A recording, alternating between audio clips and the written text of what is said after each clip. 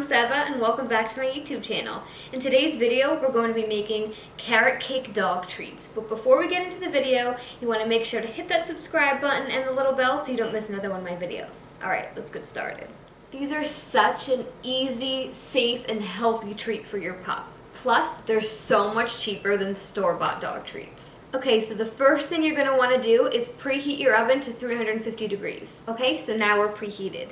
Now before I get into actually making the treats, I'm just going to go through all of the different ingredients that we have already prepped here. So first, we have our applesauce. Apples are loaded with vitamins, minerals, and antioxidants. They're high in fiber, which is also going to aid in your dog's digestion. You're going to want to use plain applesauce, so nothing with any additional sugar or additives or anything like that. Next, we have nut and seed butters. Today we're using peanut butter. Nut butters are an excellent source of vitamins and protein. You want to use a nut butter that is raw and natural, unsalted and unsweetened, and free of any additives, as we know that they can be toxic to dogs. Then we have our eggs. Eggs are great and safe for dogs as long as they're fully cooked. They're a great source of protein, and they can also help an upset stomach if your dog happens to have one. Then we have our oat flour. Now, if you don't have oat flour, it's okay. You don't have to go out and buy any. You can make it right at home. That's what I did. Now, the reason we're using oat flour is that all-purpose white flour really isn't that good.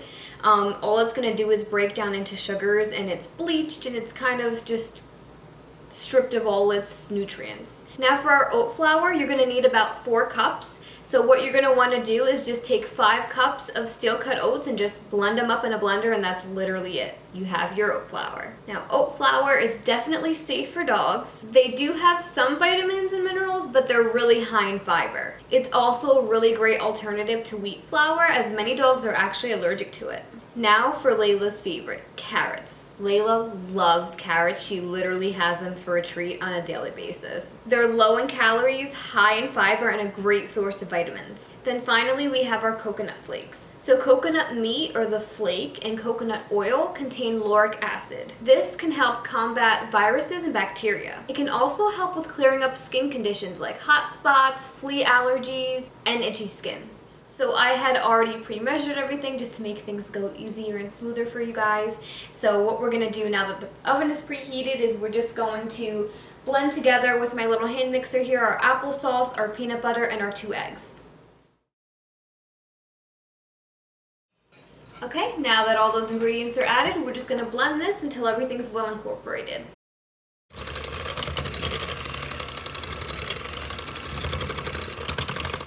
Okay, so now that we're all blended, it's time to add in the oat flour, the carrots, and the coconut flakes. Now, I'm going to add in the carrots and the coconut flakes first, get that all blended together, and then with the flour, I'm just going to add it little by little just to make sure everything's nice and smooth.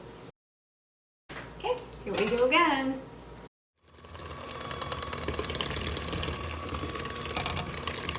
Okay, now for some of the oat flour, little by little.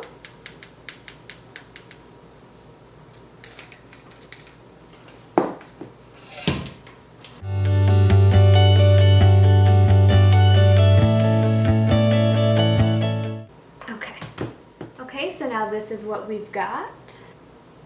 Okay, so this is what you want it to look like. You want it to be slightly tacky. If it's really sticky, all you're going to want to do is add just a little bit more oat flour. You're going to want to do this 1/4 cup at a time, but only add up to 1/2 cup of it.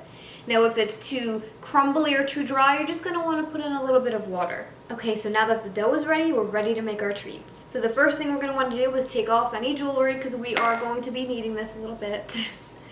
So I'm using a baking sheet with parchment paper, and I'm using a rubber spatula with silicone and a silicone rolling pin. So if you don't have one of these, all you're going to want to do is take some more of that flour and put it on the bottom here, which I'm going to do, and put it on your rolling pin and on your spatula just to make it a little bit easier for you to scoop them off so they don't break and crumble, and you'll get a nice cookie.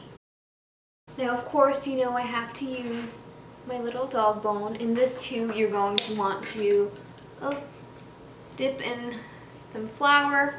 Just going to make everything a lot easier for you. So I'm just going to take the dough a little bit at a time and start rolling it out. Now, If everything is not well incorporated inside of your bowl, you're just going to want to knead that a couple times just until it forms into one nice ball. Now we're going to be rolling this out until like about 1/2 inch thickness, and then we're just going to put it on our sheet pan. Alright, so now we have our nice little dog treat. Look how cute it is.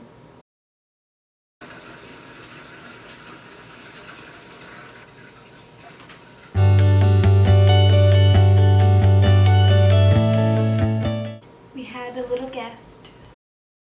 See, everything is super, super smooth. I'm just gonna do one giant sheet. Now the amount of treats that you actually are going to get is just going to depend on what kind of cutter you're using. Are you using circles? Are you using a really big bone? Are you using mini bones? It all really depends.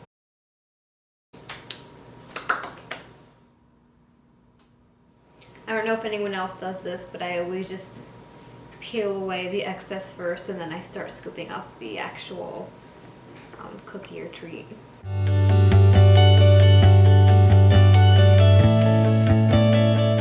Okay, so our first round is ready to go in the oven. Now you're going to want to bake these for 18 to 20 minutes. So the longer you bake them, the crunchier they're going to be, and you just want to make sure they're not wet or moist at all.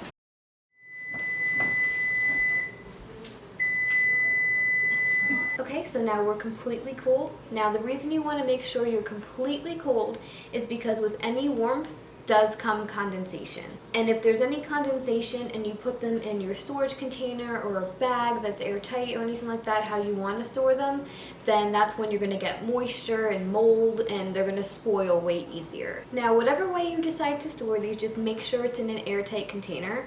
Now you can store these at room temperature for 10 days. You can store them in the fridge for up to 4 weeks, and you can store them in the freezer for up to 4 months. Now without further ado, since I'm not going to try these, we're going to bring Layla Rose over here. Let's choose one. Let me grab this one. Okay, Layla Rose. Come here, baby. Come here. Okay, now you sit, down, down. Good girl. Layla. Don't give me that side eye. Okay, are you gonna take it nice? Can you take it nice?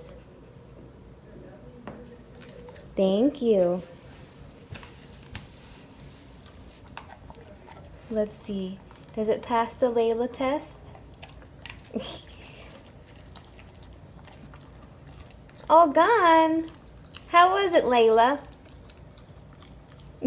Was it good? Oh, excuse you. Good girl. Okay, so I think Layla approved. She's burping up a storm over here. But that's all I have for this video, you guys. I hope you liked it, and I hope you learned something new so you can create a nice, delicious, healthy dessert for your little pup. Now, don't forget to give me your feedback in the comment section below. Send me any pics of your pups if you try these treats with them and they love them. I want to see pictures. Oh, I think she's thirsty now from her one little treat.